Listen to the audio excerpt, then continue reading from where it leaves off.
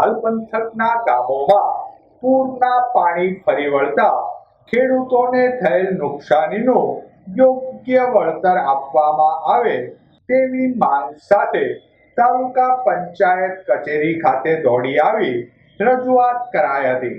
આ ઉપરાંત મીઠાના પાળાથી ખરીફ સિઝનમાં પણ ગામની જમીન ઉપર પાણી ભરાયેલા રહે છે।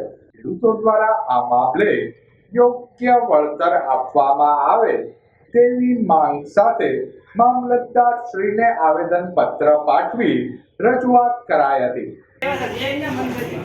હાલ અમે તાલુકા પંચાયત ખાતે પાક નુકસાની જે ગયેલી છે હાલના 21 ગામોને તે માટે અરજી દેવા માટે આવ્યા છીએ કે જે ઉમરાળા અને ઘોઘા તાલુકાને જે આર્થિક સહાય મળેલો છે તે માઢિયા તથા આસપાસના તમામ ગામો જે છે તે ઉપરવાસમાં પાણી આવવાના કારણે અને અતિવૃષ્ટિના કારણે ખેડૂતોનો પાક તદ્દન નિષ્ફળ ગયેલો છે। તેથી જે લાભ જે ખેડૂતો અત્યારે હાલ પાયમાલ થઈ ગયેલા છે તો તેને આર્થિક રીતે થોડીક સહાય કરી તે માટે અમે તાલુકા પંચાયત કચેરીએ દેવા માટે આવ્યા છીએ।